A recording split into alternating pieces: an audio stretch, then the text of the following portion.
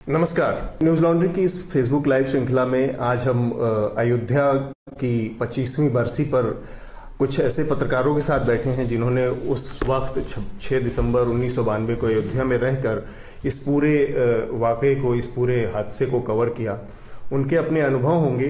Ayodhya basically एक लंबे समय से चले आ रहे पूरे घटनाक्रम का क्लाइमेक्स था 1992 में। 1985 में जो राजनीति में धर्म का जो घालमेल शुरू हुआ शाहबानो केस से, फिर उसके बाद उसके नतीजे में अयोध्या में राजीव गांधी ने जिस तरह से विवादित परिसर का ताला खुलवाया और उसके बाद पूरे दक्षिणपंथी तबके ने उस पर कब्जा कर लिया, उस पूरे इशू पर, और राम मंदिर आंदोलन शुरू किया।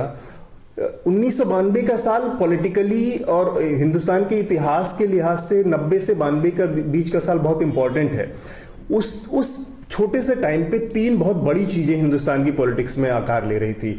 उसी समय मंडल आ रहा था, उसी समय मार्केट लिबरल हो रहा था और उसी समय मंदिर शुरू का आंदोलन चल रहा था। लेकिन इन तीनों चीजों में जो सबसे बड़ी पॉलिटिकल माइलेज देने वाली चीज साबित हुई, लंबे समय तक जिंदा रहने वाली जो कैपेसिटी जिसमें साबित हुई, वो मंदिर आंदोलन था। ये भी अजीब सा संयोग है कि आज जब 6 दिसंबर की बरसी पर हम इस मसले को पर बहस कर रहे हैं, ठीक एक दिन पहले 5 दिसंबर को सुप्रीम कोर्ट में इस मामले की आखिरी सुनवाई शुरू हुई है। 8 फरवरी से अब फिर से इसमें डे टू डे रोजाना सुनवाई होगी और इसका कोई नतीजा निकलेगा। हम इसी विषय पर आज बात करेंगे। मेरे साथ हमारी न्यूज लॉन्ड्री की एडिटर इन चीफ मधु त्रेहान हैं। मधु त्रेहान उस समय देश की पहली एक वीडियो मैगजीन हुआ करती थी न्यूज ट्रैक, उसकी एडिटर थी। और हमारे साथ मृत्युंजय कुमार झा हैं जो उस समय वीडियो न्यूज ट्रैक के लिए अयोध्या में उस पूरे मसले को कवर कर रहे थे। उन्होंने वहाँ एक पखवाड़े से ज़्यादा समय बिताया और उस पूरे घटनाक्रम को बहुत करीब से देखा। तो हम मृत्युंजय के अनुभवों को भी सुनेंगे। और मेरे साथ हमारे न्यूज लॉन्ड्री के मैनेजिंग एडिटर रमन कृपाल जी हैं। रमन कृपाल उस समय पैट्रियट न्यूज़पेपर के लिए काम कर रहे थे और पैट्रियट की तरफ से अयोध्या के मसले को कवर कर रहे थे। और ये लोग 6 दिसंबर के उसके घटना के दिन वहां पर मौजूद थे। तो जाहिर है कि इन लोगों का जो अनुभव है वो आज 25 साल बाद जब पूरा एक मिलेनियल पीढ़ी आ गई है हमारे सामने, उसके लिए इस अयोध्या के मसले का क्या मतलब है, इन सब मसलों पर हम बात करेंगे। सबसे पहले क्यों ना मैं आपसे शुरू करूं मृत्युंजय, आप वहां पर थे। जी मधु, ये आप कह रहे थे कि उस टाइम मंडल और मंदिर पर लिबरलाइजेशन उस वक्त शुरू नहीं हुई थी, उसके बाद शुरू, क्योंकि जब हम ये कवर कर रहे थे तो उस वक्त सिर्फ न्यूज ट्रैक ही कवर कर रही थी इंडियन चैनल्स में, और कोई चैनल था ही नहीं। और दूरदर्शन था और दूरदर्शन ने बिल्कुल कुछ नहीं दिखाया। ठीक है। तो मृत्युंजय आप बताएं, आप चूंकि लंबे समय से वहां पर थे और इनफैक्ट आप पहले के बहुत सारी चीजों को देख रहे थे कि 30 तारीख को क्या हो रहा है, 1 तारीख को क्या हो रहा है, 2 को क्या हुआ। तो थोड़ा सा संक्षेप में मतलब न्यूज लॉन्ड्री के दर्शकों को बताएं कि उस दिन के क्या हालात थे और किस तरह का माहौल 6 दिसंबर को इस रूप में कल्मिनेट हुआ कि अल्टीमेटली उस परिसर को ढहा दिया गया। देखिए, उसमें जो आह्वान दिया गया था कि सरयू नदी से एक मुट्ठी बालू उठाएंगे और जहाँ पर वो विवादित ज़मीन है, ठीक जो मंदिर है, उसके बाद वहाँ पर एक जगह निर्धारित की गई थी कि वहाँ पर एक मुट्ठी लाकर वो डाल देंगे। और उन्होंने कहा तो 5 लाख लोग आएंगे। और जब हम 22 तारीख को पहुँचे थे और वहाँ पर मेरे साथ बहुत ही अनुभवी कैमरामैन, जिस तरह से उन्होंने शूट किया, वो बिल्कुल जिसको कहते हैं शूट टू एडिक्ट, एक शॉट जो लिए गए। भरतराज वो भी उस समय न्यूज ट्रैक के कैमरामैन थे। तो उस समय भीड़ रोज बढ़ रही थी और हर शाम हम लोग जाते थे कारसेवकपुरम में। कारसेवकपुरम में ही सारे कारसेवक वहाँ रुके हुए थे। सारे वीएचपी के नेता, आरएसएस के नेता, सारे लोग वहीं थे। और जब उनसे बात करते थे, बिना कैमरे के जाते थे, तो बात करने से ये एहसास मिलने लगा था कि इस बार कहीं न कहीं इन लोगों में इस बात को लेकर ये अपनी कोई रणनीति बना रहे हैं, कोई स्ट्रैटेजी ये जरूर तैयार कर रहे हैं। और बार बार एक बात जो निकल कर आ रही थी कि 1990 में जब मुलायम सिंह चीफ मिनिस्टर थे, और जब वहाँ पर भी उस समय भी एक कार सेवक का हजूम वहाँ पर पहुँचा था और कुछ लोग चढ़ भी गए थे गुंबद पे, और उसके बाद गोली चली थी। तो कहीं कहीं उसमें था कि इस बार ये नहीं होंगे या उसका बदला लेंगे। तो 2 दिन, 3 दिन, 4 दिन, 5 दिन, 27 तारीख के 27 या 28 या 27-28 को हमने मधु को फोन किया कि मधु एक टीम की और जरूरत है। तो मधु ने कहा सवाल नहीं होता, इसके पहले मनोज जो मेरे वरिष्ठ सहयोगी थे वहाँ, मनोज रघुवंशी, वो जाके कवर करते थे, बोले कि मनोज भी यही कहता, कोई नहीं होगा, कुछ नहीं होगा। और अगर आप देखें तो जिस तरह से तैयारी की गई थी, उग्रा रेजिमेंट का हेडक्वार्टर फैजाबाद में है, रैपिड एक्शन फोर्स की वहां पर कम से कम 3000 से जवान लगाए गए थे, रोज फ्लैग मार्च हो रहा था। और उसके जो कमांडर थे उनका कहना था कि 10 मिनट के अंदर हम 2 लाख लोगों को रबड़ की गोली चलाकर डिस्पर्स कर सकते हैं। तो उसका ये बैकग्राउंड था, और जिस तरीके से चल रहा था, वो इतने सारे कार सेवक आ गए थे वहां पे। अब कुछ लोग प्रैक्टिस कर रहे हैं मिट्टी के जो बड़े बड़े सरयू की नादे जो काफी बड़े बिल्डिंग हैं, उसको रस्सियां लेकर हटाना, उसको लेकर गिराना, मतलब चल रही थी प्रैक्टिस। हाँ, तो वो बाद में हमको पता चला कि जब हमने देखा हुआ तब लगा कि वो ये सब चीज तो प्रैक्टिस में चल रहा था। रमन सर आप बताएं। एक बात हमने कहा ना कि जब ये मसला शुरू हुआ तो न्यूज ट्रैक में एक जो जर्नलिस्ट था मेरे कमरे में घुस के चुपके मुझे कहता था ये कहानी मेरी है, क्योंकि मैंने वो कवर किया था और कुछ कनेक्शन निकालने को दिया, मुझे भेजो। कोई और आता था, ये असल में मेरी ही कहानी है और किसी को समझ ही नहीं है। ये घटना असल में पूरी बात बताती है कि कितना ऐतिहासिक था ये। तो ये सारे जो जर्नलिस्ट, मैं ख्याल एक भी जर्नलिस्ट नहीं था जिसने मेरे कमरे में अकेले घुस के बोला कि मधु ये तो मेरी कहानी है। तो सब मतलब लड़ लुड़ के पहले मृत्युंजय को भेजा, और जब पता लगा कि इतना कुछ हो रहा है तब मनोज को भेजा, क्योंकि एक टीम से बिल्कुल नहीं कवर हो सका, क्योंकि इतनी इंसिडेंट्स हो रही थी अलग अलग जगह में। और जो हमने कैप्चर किया वो भरतराज की खूबी है कि बाकी जो भी कैमरामैन थे वो ढांचे पर फोकस किया हुआ था, और एक टेरेस पर ब्यूरोक्रेट्स बैठे थे, ऑब्जर्वर विद चाय पी रहे थे, चाय आ रही थी, बिस्किट आ रही थी, बहुत कैजुअल माहौल था पूरा। नहीं कैजुअल नहीं था, नीचे हंगामा चल रहा था, पर वो चाय पी रहे थे। This is a comment on our observers ना, कि हम तो अफसर हैं, हमने ऑब्जर्व करना। And with the hotline, he had the hotline from Delhi. Yeah. So the Home Minister. Now the brilliance. Now anyone else would have gotten a Pulitzer Prize or a Goenka Prize the way these boys did it. Especially Bharat के सारे camera ढांचे पर थे और नीचे उसने notice किया लोग हट रहे हैं कैसे। नहीं, कांस्टेबल्स को जो सीनियर ऑफिसर था डीबी रॉय, बाद में he was the SP also, उनको बोल रहा था कि रोको, गोली चलाओ, रोको, जाओ।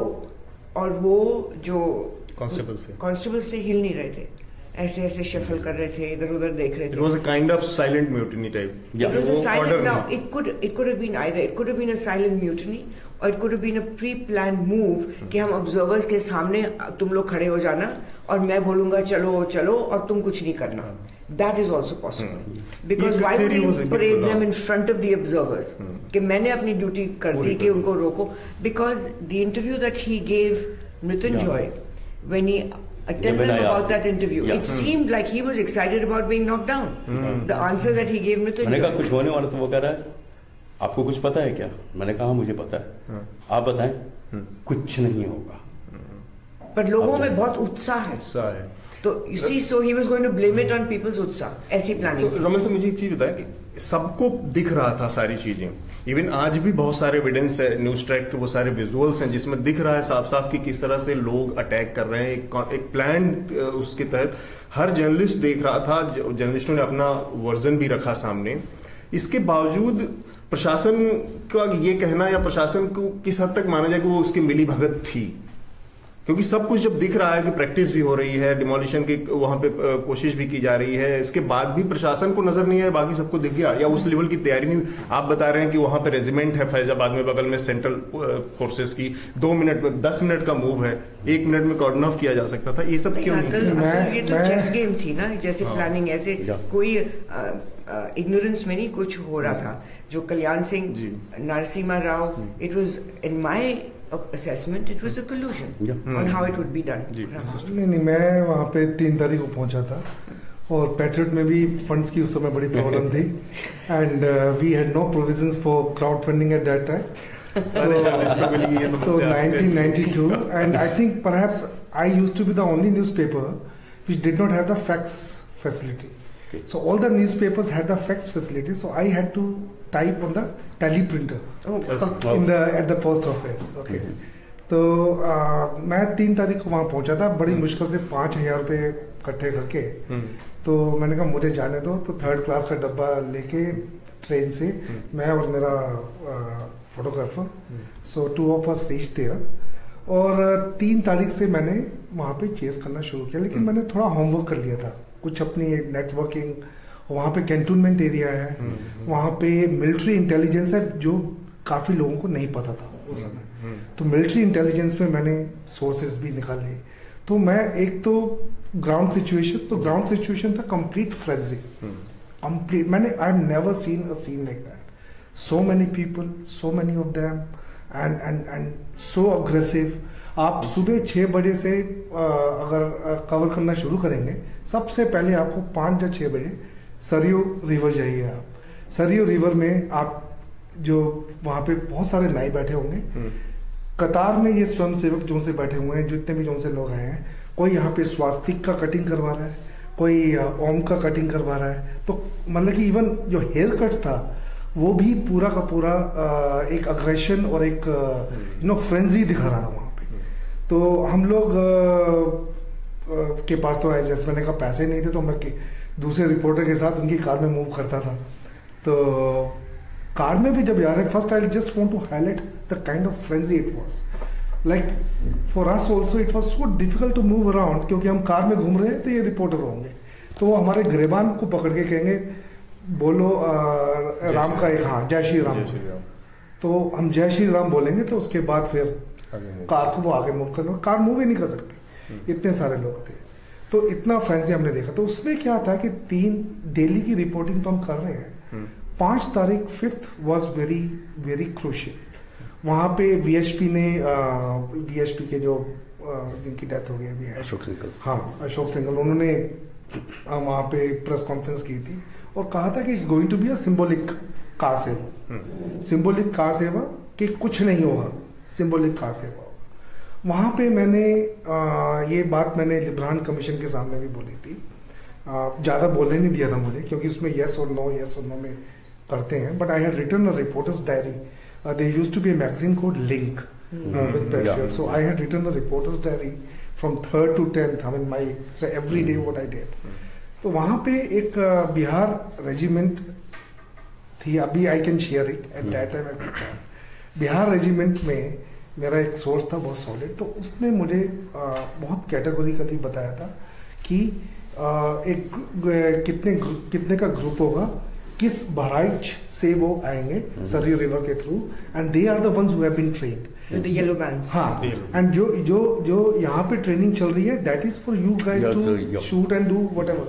But the guys who are going to break it, they are coming from Bahraich. उनका पूरा का पूरा आएगा. और सुबह तो वही जो मधु बता रही है कि वो ऑलरेडी सब कुछ बहुत प्री प्लान्ड सब कुछ था. एंड आल्सो जैसे ढांचा गिरा, मेरी असेसमेंट ये है कि इतनी बड़ी बिल्डिंग और इतनी मजबूत, कोई कमजोर बिल्डिंग नहीं थी. तो वो शवल्स और पिकल से कभी नहीं टूट सकती. तो it was pre wired with explosives. और एक सिग्नल जब गया कि आप न्यूज ट्रैक के टेप में देखेंगे कि अशोक सिंघल, इनफैक्ट अशोक सिंघल ने एक इंटरव्यू में कहा कि हम सुप्रीम कोर्ट ना किसी को मानते हैं, किसी को नहीं मानते, हम अपना करेंगे जो करेंगे. वो 5 तारीख का था जी. ये मैं मानती हूँ कि कई leaders BJP were kept in the dark about the real plan from the RSS and VHP ने उनको पॉलिटिकल लीडर्स को कुछ डिटेल्स नहीं बताया। और बाकी भी हमने बाद में भी इंटरव्यूज की थी people who were underground at that time, hiding from the police, RSS and VHP, and Shiv Sena people, who claimed that we did it and all that. They hid their faces and gave the interviews. But at that time, when a signal was given by Ashok Singhal, and he can be seen on the tapes, कि वो जो बाकी लोगों को धक्का दे रहा है सिर्फ पीले वही आगे जा रहा है। हाँ, वो अंदर जा रहे हैं बिकॉज दे वर ट्रेन के क्या क्या करना है, and at a signal then everyone got off the dhancha and then the explosive. ये बहुत सरप्राइजिंग था कि इतनी भीड़ उस पे चढ़ी थी लेकिन कोई कैजुअलिटी उस तरह की नहीं हुई और पूरा ढांचा ठहर गया। काफी लोग गिरे थे, काफी लोग उसमें गिरे थे, लेकिन वो ऑर्डिनरी कार से पर उनने बात जो जब अनाउंस किया कि उतरो उतरो उतरो, कई लोग नहीं उतरे, उनको चोट लगी। वैसे तो मेजॉरिटी तो उतर गए थे। और फिर ये उमा भारती, मनोज सब झप्पी लगा रहे थे। अडवाणी जी कुछ दूसरे पोजीशन में थे। अच्छा, हाँ, वो राम चबूतरा था, उसके अंदर कमरे में उन्होंने अपने आप को बंद कर दिया। मेरा ख्याल है उनको वो सोच रहे थे कि ये रथ यात्रा यहाँ होगी, कुछ पूजा होगी, सिंबॉलिक करेंगे। उन्होंने रोकने की कोशिश भी, मेरा ख्याल चाहे कितने भी वो हिंदुत्व के बिलीवर हैं, इन दी एंड वो भी लाहौर के पड़े हुए हैं। तो कराची लाहौर के और मतलब कराची और सिंधी। सो कुछ उनको बहुत शौक लगा कि असल में ये हो ही गया।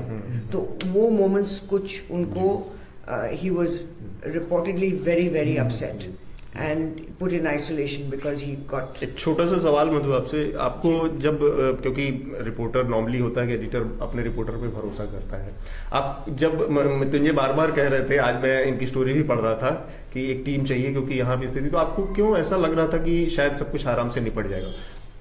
ऐसा लग रहा था कि एक टीम नहीं भेजने की? क्योंकि आप कहते हैं ना रिसोर्सेज की बात होती है, तो 2 टीम को भेजना एक स्टोरी के लिए हमने कभी नहीं की। इलेक्शन कवरेज में भी कैंपेन्स हम करते थे तो एक टीम जाती थी, तो कभी भी 2 टीम नहीं गए। अब जब काफी कुछ पता लग रहा था कि ये हो रहा है, और ये भी देखो कि मिस्टर मनोज रघुवंशी ने जब वापस आया 36 tapes. How much is that? It's more than 2 feature films. Yeah. VHS tape. VHS tape 36. Yomatic. बिल्कुल सब कुछ की।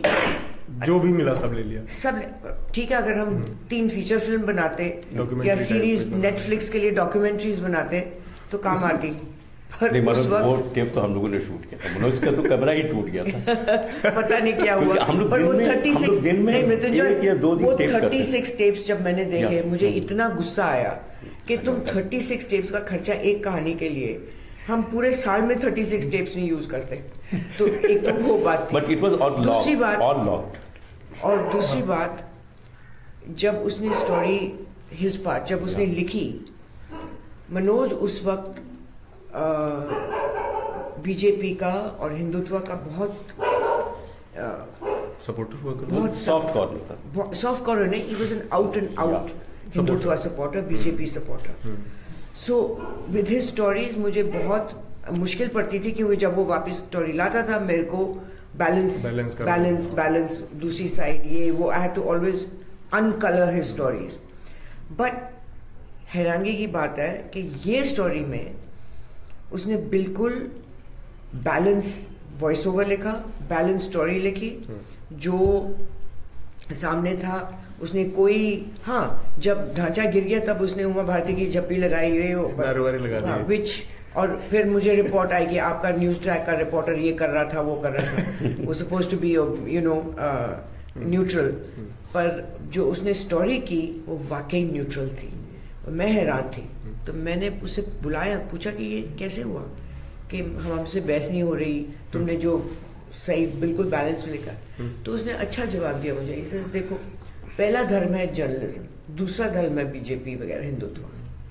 जर्नलिस्ट। आप दोनों लोग कमीशन, लिब्रान कमीशन बना, उसमें भी शामिल हुए, उसके सामने पेश हुए, तो वो एक्सपीरियंस, क्योंकि मैं ये इंस्टीट्यूशनल जो स्ट्रक्चर है हमारा, उसके लिहाज से ये सवाल बहुत इंपॉर्टेंट मुझे लगता है कि ऐसी जांच एजेंसियों का, क्योंकि हमारे सामने तमाम आयोग आते जाते रहते हैं, उसकी कोई उस तरह की वैलिडिटी नहीं है, सरकारें आती हैं और उसको मानना न मानना उसके ऊपर अपने पॉलिटिकल उस पर निर्भर करता है।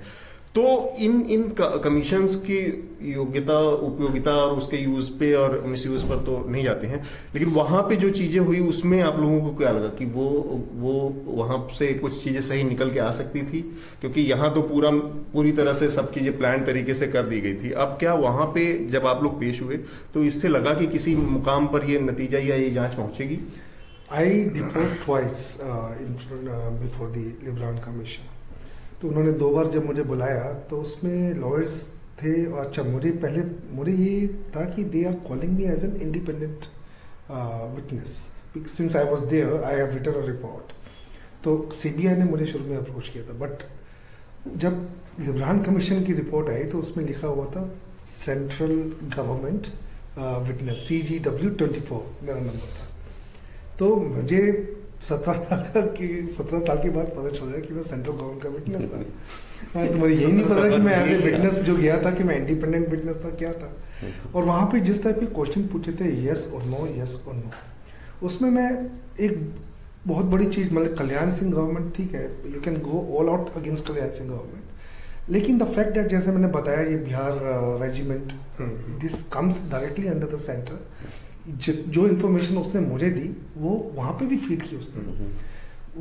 इनफैक्ट उसकी इन्फॉर्मेशन इतनी ठीक थी कि कब RAF एंटर कर रही है, कब नहीं कर रही है, सारी की सारी इन्फॉर्मेशन मिली। And many of the journalist were depending on me, क्योंकि मैं पैट्रियट कोई पढ़ता ही नहीं था, बड़ा कम लेफ्टिस्ट लोग पढ़ा करते थे। तो उसमें एक बड़ी जो एक चीज मैं बताना चाहता था कि सेंट्रल गवर्नमेंट का भी equally responsible for this. This is what I wanted to tell the Librahn Commission, which it could never come across because these guys never let me speak. For 48 hours, Narasimha Rao was missing after the 6th, when it was brought down. Yes. Because obviously the VHP, this is rumor, this is gossip, and I cannot verify it, but it was said many times over कि a deal was made कि आप इस ढांचा को हमको गिराने दो और आपकी गद्दी थाएंगे। No, I was very fortunate, Madhu. I saw something which no other person could see. जब मैं सीता रसोई के ऊपर खड़ा हुआ था, हमारे ऊपर अटैक हुआ, तो हम उसके नीचे वाले फ्लोर पे आ गए। नीचे वाले फ्लोर पे उन्होंने हमको एक कैमरा एक कमरे में बंद कर दिए, सारे कैमरा रख दिए और हमको एक कमरे में बंद कर दिया। तो वहाँ पे भी पत्थर मार रहे थे, लेकिन जाली लगी हुई थी, तो हमको हिट नहीं कर रहा था। तो मैंने किसी तरीके से भगवा कपड़ा कहीं से पकड़ के घर में रखा, जय श्री राम करके निकल गया। तो मैं एक डायरेक्शन में चला गया, तो उस समय तक हम सब इकट्ठा कोई भी नहीं था। तो मैं जिस डायरेक्शन में चला गया, मेरी किस्मत बहुत अच्छी थी कि मुझे RAF आती हुई दिखाई दी। तो it means RAF was marching in. So immediately मैं गया और मैं अपने आप को इंट्रोड्यूस किया, और जो वहाँ पे था, क्या नाम है इसका, कमांडेंट, तो उसने अपनी गाड़ी में मेरे को बिठा लिया। साथ में क्या होता है कि law and order is state issue, तो RAF तो comes directly under the central government, तो RAF can not move on its own. तो वहाँ पे DM साथ में जा रहा था उसके, तो अचानक DM ने कहा कि आप आगे नहीं जाएंगे। तो उसका नाम अदीब था, मैंने उस समय डायरी लिखी थी, तो सब नाम मेरे को स्टोरी भी की थी मैंने। तो उसने कहा कि क्यों नहीं जाएंगे, तो वो सामने मेरे सामने बात हो रही है वॉकी टॉकी में, वो सेंटर से बात करते हैं, तो सेंटर सिंपली सेंटर से उसको एक ऑर्डर आता है, ठीक है, you take it in writing from him, कि हम आगे क्यों नहीं जाएंगे। तो वो जो जीप थी, मेरे ख्याल से जिप्सी थी, जिप्सी के बोनेट के ऊपर लिख के वहाँ पे उन्होंने, अदीब ने लिखा, मजिस्ट्रेट ने लिखा कि भाई हम आगे इसलिए नहीं जा सकते क्योंकि रास्ते ब्लॉक है, और रास्ता ब्लॉक नहीं था, but that was written in that letter कि रास्ते ब्लॉक हैं। और उसके बाद RAF को रोक दिया गया, the entire RAF started going. ये फैजाबाद से ऑलमोस्ट अयोध्या पहुंच गए थे, क्योंकि हम तो वापस पैदल जा रहे थे। तो आप भी, आपके साथ भी जो अटैक हुआ जर्नलिस्टों के ऊपर, मतलब जर्नलिस्टों को उस समय तक तो इतनी अवेयरनेस या इतनी मीडिया को लेके आज की तारीख में है कि हर आदमी के हाथ में मोबाइल है, तो लोगों को डर रहता है जो क्राइम करता है, अपराध करता है। उस समय भी ये चीज उन लोगों को पता थी। आप लोगों को अटैक हुआ तो वो क्या वाकया रहा? देखिए, हम लोगों को नहीं पता था कि हम लोगों पर अटैक हुआ। हम लोग को ये पता था कि ये ढांचा तोड़ दे गई, लेकिन ये नहीं पता था कि हमको मारेंगे। अच्छा, हमको भी इसलिए जिनके हाथ में कैमरा था, उनको तो चाहे स्टिल कैमरा हो या टेलीविजन मूवी कैमरा हो या बीटा कैमरा हो, तो वो ऐसे लोगों को निशाना बना रहे थे जिनके हाथ में कैमरा हो। अगर आप जैसे कैमरा आपके पास नहीं है, अगर आपने राम नाम वाला चादर ओढ़ लिया तो हम इसी तरह घूम रहे थे। और हमारा जो कैमरामैन अशोक ने एक टेप को लेके किसी के घर के वो मानस धर्मशाला के छत पे था।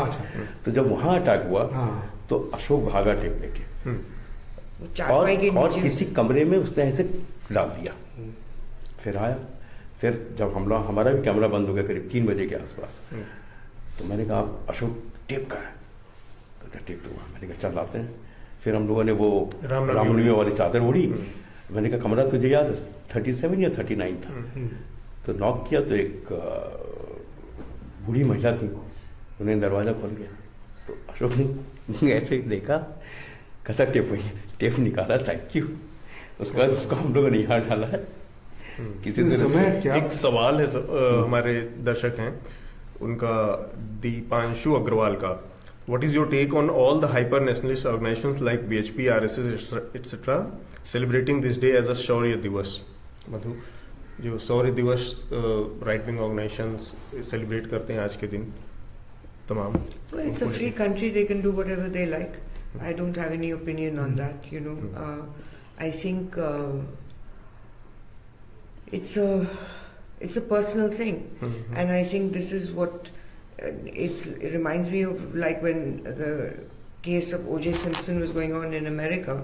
So whether you thought he was guilty or not guilty depended on your race.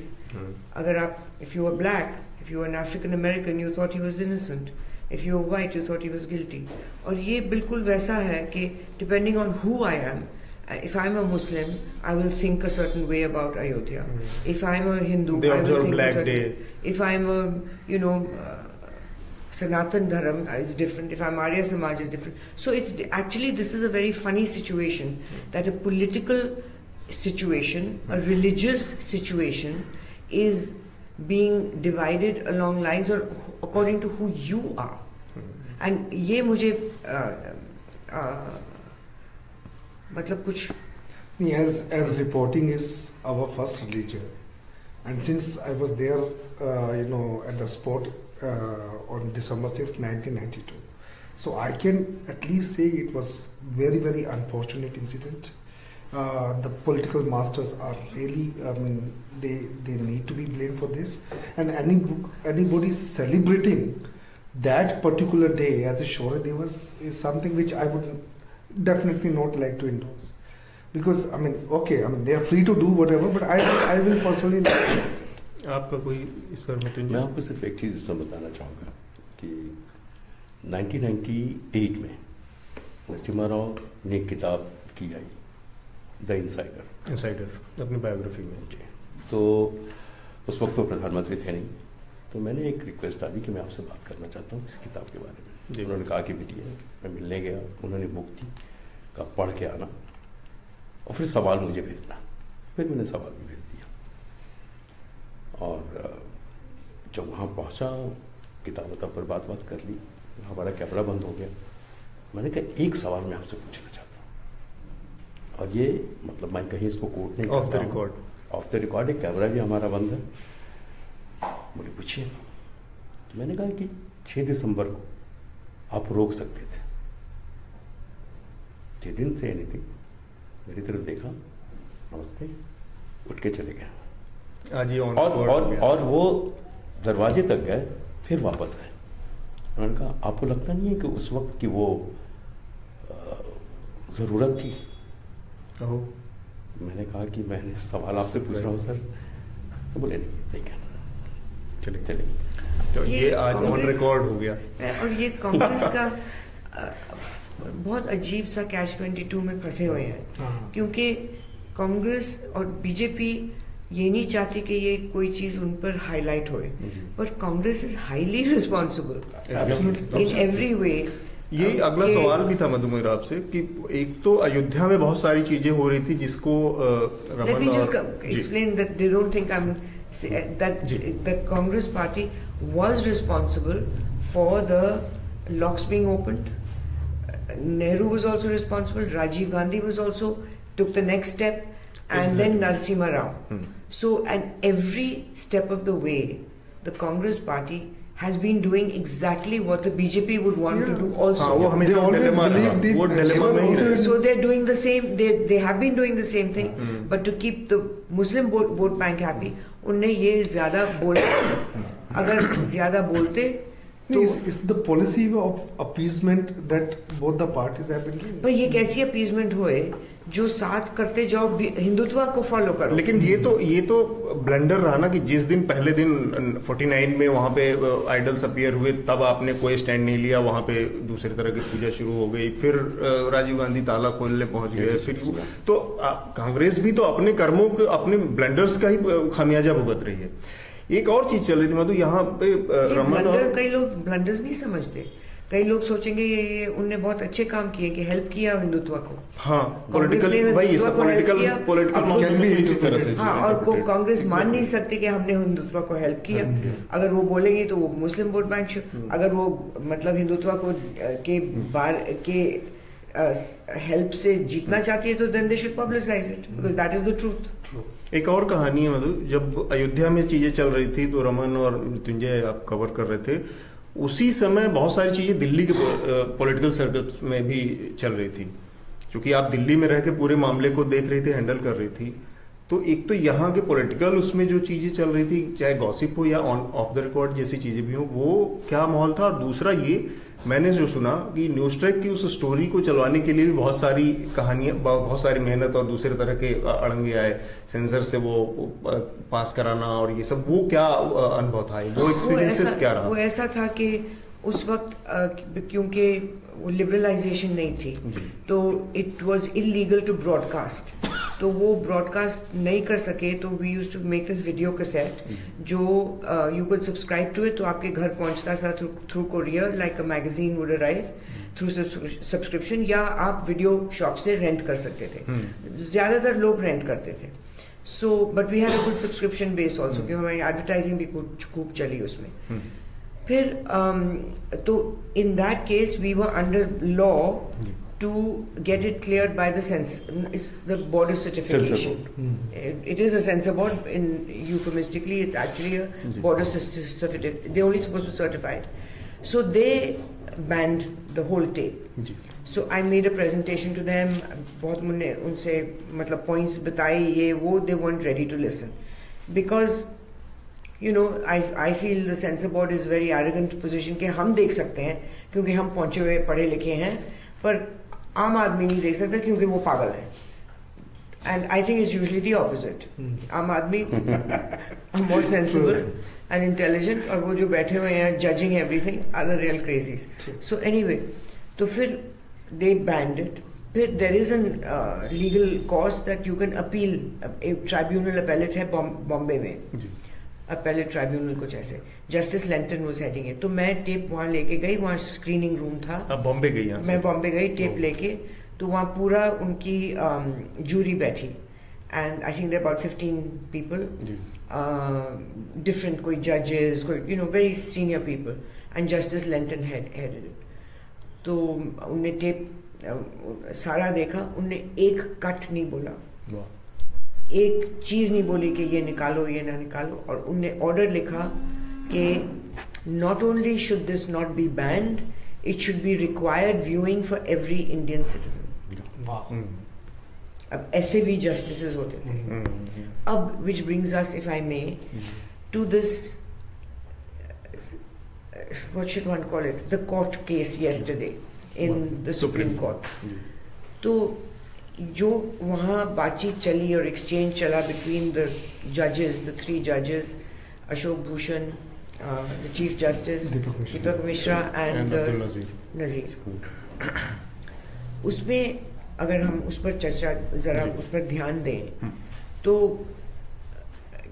Kapil Sibal ने अपनी पोजीशन बताई कि पोस्टपोन कर दीजिए टिल फरवरी क्योंकि ये इलेक्शन की चाल है. वो जो हरीश साल्वे ने कहा कि ये व्हाट इज दैट, व्हाट जो भार हो रहा है होने दो, आप ये कोर्ट है, आपको जो ये प्रॉपर्टी की डिस्प्यूट है, आप इसी पर रहना। और चीफ जस्टिस ने कहा कि हमें कोई फर्क नहीं पड़ता कि बाहर क्या होएगा क्या नहीं होएगा, कोई रैमिफिकेशंस कुछ भी होए, हम सिर्फ ये लीगली हम देखेंगे कि ये प्रॉपर्टी की चीज है। अब ये मुझे बहुत अजीब और कंफ्यूजिंग स्टेटमेंट है, क्योंकि it's a bit of a hypocrisy, क्योंकि अगर ये सिर्फ लीगल डिस्प्यूट है, it's just a property dispute, then आपने एक मुसलमान को क्यों बेंच पर रखा? धर्म की भी डिस्प्यूट है इसमें, बिल्कुल पॉलिटिकल डिस्प्यूट है। तो आप कैसे ये नहीं मानते कि ये जो केस है इसकी रैमिफिकेशंस पॉलिटिकल भी हैं, रिलीजियस भी हैं, और जो फॉल आउट होएगा किसी भी साइड से लोग मर सकते हैं, वो इसी के फैसले से ही होगा उसका exactly. तो जो अगर वो करेंगे सिर्फ एज अ प्रॉपर्टी डिस्प्यूट जैसे बिटवीन टू फार्मर्स और between a family, it's not quite that. So for him to say that I'm only going to look at that, बहुत मतलब बहुत बेसोच समझ के दिया गया बयान नहीं है वो। ये अजीब सी बात है। ऐसा कोई अब ये कैसे कह सकते हैं कि इलेक्शन से रिलेटेड नहीं है? ये कैसे कह सकते हैं कि धर्म से रिलेटेड नहीं है? ये कैसे कह सकते हैं कि सिर्फ प्रॉपर्टी है, 7 एकर्स है, ये कैसे बांटनी है? कोई फैमिली डिस्प्यूट थोड़ी ना है। इट्स अ वेरी 1885 से देश के किसी भी जमीन के मामले से इस जमीन के मामले को जोड़ना, मतलब इतनी सारी चीजों को नजरअंदाज करना है कि 2000 से ज्यादा लोगों की मौत किस जमीन की लड़ाई के लिए आज तक हुई है। देखिए उसमें एक कितने सारे दंगे हैं, इसकी राइज इसी से शुरू हुई है। इसी के लिए कहा जाता था मंडल एंड कमंडल। मंडल का जब उन्होंने वीपी सिंह के जमाने में जब उन्होंने मंडल शुरू किया रिकमेंडेशन को, तो उसके काउंटर नैरेटिव उसको काउंटर करने के लिए ये यात्रा शुरू की गई। और उसी चक्कर में 23 अक्टूबर को जब आडवाणी जी गिरफ्तार हुए थे तो वीपी सिंह की सरकार गिरा दी गई थी। जी बिल्कुल। मतलब एक और चीज है, मतलब हम लोग अभी आपने जो जिक्र किया कि कांग्रेस की जो गड़बड़ियां रही पॉलिटिकली, अब ये कहीं ना कहीं जो अयोध्या का मामला है, कहीं ना कहीं ये हमारा जो डेमोक्रेटिक जो फंड स्ट्रक्चर है, जो इंस्टीट्यूशनल बॉडीज हैं, जो संस्थान है, उनकी कमजोरी या उनके मतलब वो अभी भी इतने मजबूत नहीं है कि किसी भी इस तरह के जो बड़े मसले आए हैं, बड़े जब झटके आते हैं तो उसको झेल सकें, उसका सामना कर सकें, चाहे इमरजेंसी हो। सुप्रीम कोर्ट ने जिस तरह से लेट डाउन किया हमें उस टाइम पे, पूरे इमरजेंसी के टाइम पे, जबकि वो रोक सकते थे या एटलीस्ट अपना प्रोटेस्ट दर्ज करा सकते थे। तो वो हमारा जो डेमोक्रेटिक स्ट्रक्चर में इंस्टीट्यूशंस हैं वो इतने मजबूत क्यों नहीं हो पाए साहब, या क्यों नहीं हो पाते? क्योंकि अतुल ऐसा है कि इंस्टीट्यूशंस बिल्डिंग्स नहीं है, institutions are not offices, institutions are built by human beings. तो अगर जैसे you're too young to know, but before Session became election commissioner, किसी ने वो इलेक्शन कमीशन का नाम सुना था कि है भी कि नहीं, और अब भी भूलते जा रहे हैं, और अब भूलते जा रहे हैं। जब सेशन था उसने रूल्स पढ़े, पहला कमिश्नर ने पहले रूल्स पढ़े। I mean personally I found him a very difficult, strange man. That's a different thing. He was a very strange fellow and rude to interview. You had to tolerate a lot, if at all. Anyway, so he read the rules and he implemented them, and suddenly the election commission became a powerful body. Yes. It was the most powerful body. Exactly. It could just stop an election, it could stop a party, it could stop a person from his standing, it could do anything because he read the rules and he implemented. Ab ye hai कि whether it's the Supreme Court or whether it's the CAG or whether it depends. CAG also came exactly. up for a while. कि जब भी it is who are the people manning that institution who use the rules to implement them. अब ये बात है कि if what people भूल जाते हैं लोग कि जब इमरजेंसी हो रही थी, आप समझते हो कि पूरा देश इमरजेंसी खिलाफ लड़ रहा था, और ये जो अब हीरोज बने हुए हैं जो जेल गए थे, कितने उनने मतलब सैक्रिफाइस किया। 90% of the people were supporting the emergency. जैसे आज दिल्ली देख रहे हैं वैसे दिल्ली था, जो जेल में थे वो चुपके से मर रहे थे, कोई उनको सपोर्ट नहीं कर रहा था। उनको देखते हैं कि वो तो ट्रबल मेकर्स हैं, जेल में ही जाए, क्या फर्क पड़ता है, ये जर्नलिस्ट, ये पॉलिटिशियंस, ये सब। द मेजॉरिटी बिल्कुल जैसे आज दिल्ली लग रही है वैसे ही लगती थी। ठीक है, ड्राइंग रूम्स में लोग जरा ध्यान से बात करते थे, डर के बात ही नहीं करते थे, बस इससे ज्यादा कुछ नहीं था। अब आज देखिए कि जो भी कुछ हो रहा है, या अयोध्या के बारे में जो भी कुछ हो रहा है, चाहे सीबीआई होए, चाहे सुप्रीम कोर्ट होए, ये the influence of the government जो भी है is how much these institutions allow it, how much those people in power allow it. If you allow it, you become weak. Yes. You become a weak institution.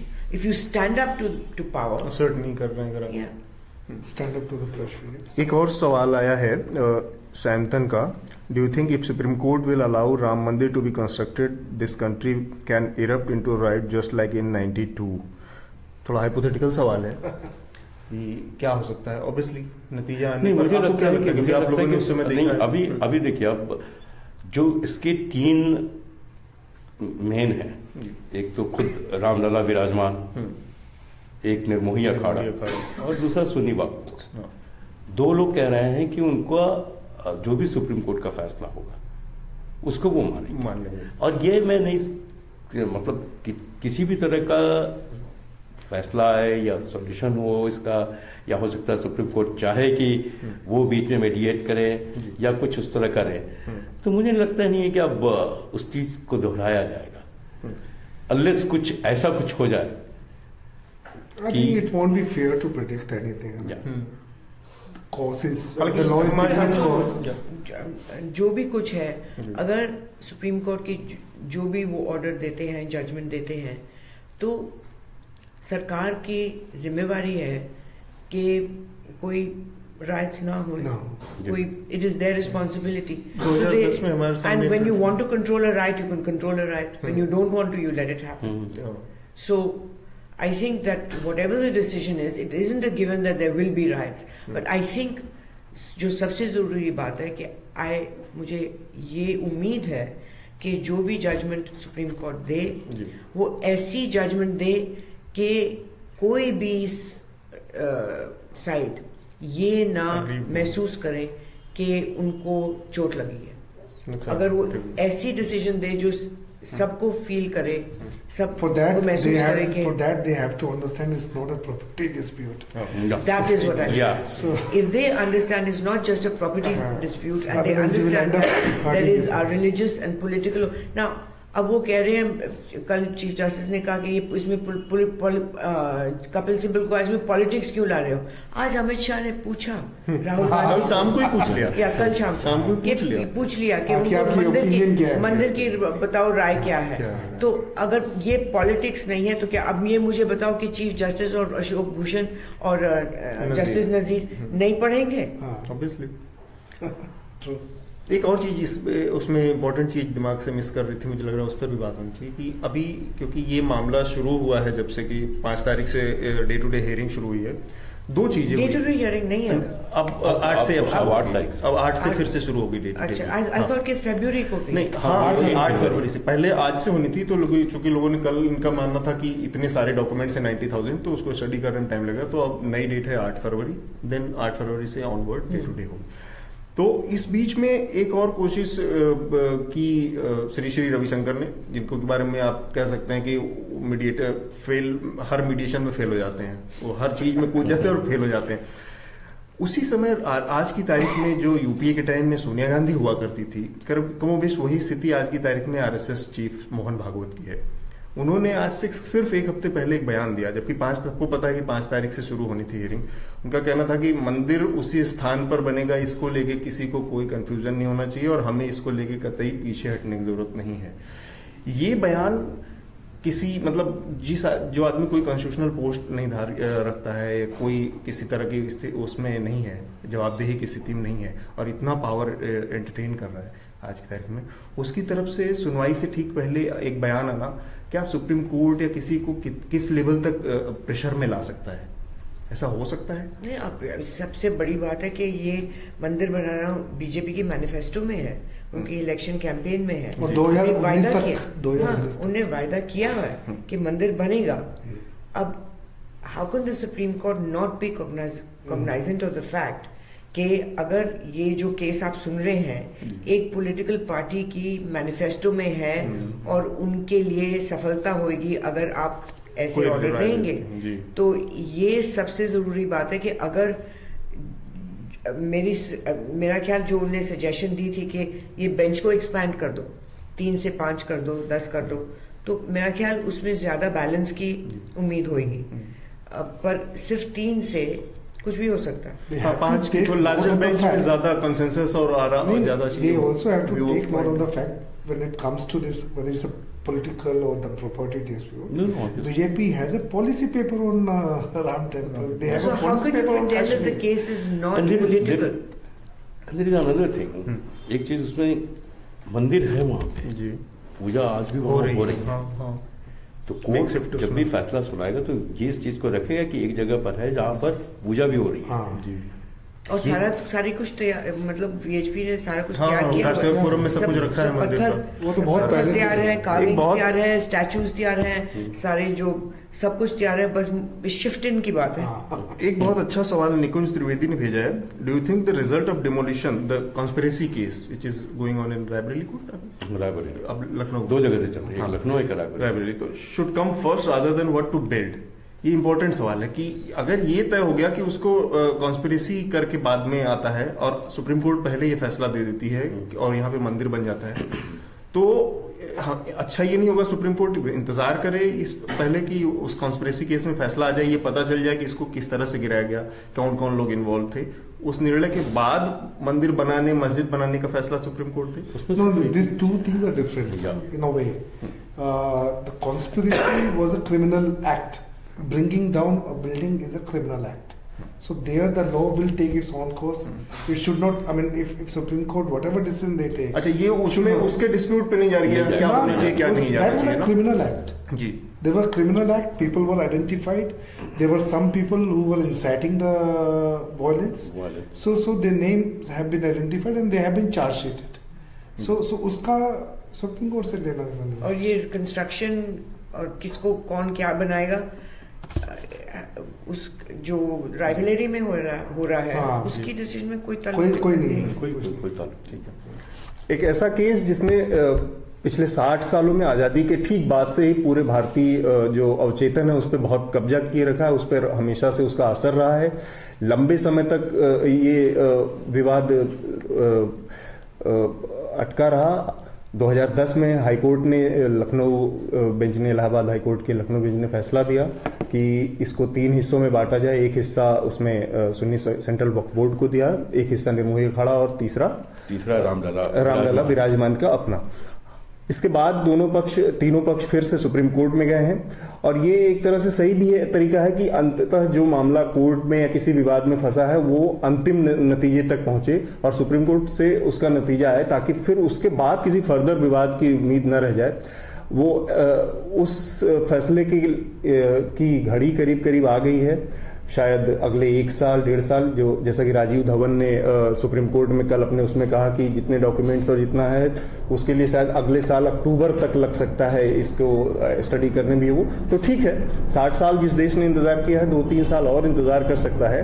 लेकिन supreme court का जो फैसला है, जैसा मधु ने कहा, कि वो इस तरह का फैसला हो कि जो सारे पक्षों को उसमें किसी को मतलब निराशा न महसूस हो। और मुझे लगता है कि let give peace a chance. Peace, हाँ, तो शांति को एक मौका फिर से देना चाहिए। और एक भी चॉइस है जी, which is rather strange choice जी, कि लटके रहने दो, लटकते जाए और ऐसे ही पीस रहेगी। पर उसमें एक नुकसान है मधु, मुझे लगता है कि उसको समय समय पर पॉलिटिकल पार्टी अपने हिसाब से इंटरप्रेट करके कभी 92 जैसे दंगे करा सकती हैं, कभी उसको दबा देंगी, कभी कुछ। तो फिर इसको खत्म करना चाहिए। तो ये एक, हाँ, it will keep simmering and then बार पलट के वापस आएगा और कुछ भी किसी भी रूप में, हम नहीं जानते कितने विभत्स रूप में सामने आएगा चीजें। तो मुझे लगता है कि आप लोगों ने 92 के उस दौरान वाकये को का आंखों देखा, जिन लोगों की थी उसको सुना होगा। और आप लोगों को सुन के अच्छा भी लगा होगा। एक और फेसबुक लाइव के साथ जल्दी न्यूज़ लॉन्ड्री पर हम लौटेंगे। अपने सुझाव और विचार हमें हमारे फेसबुक पेज पर जरूर साझा करें। नमस्कार।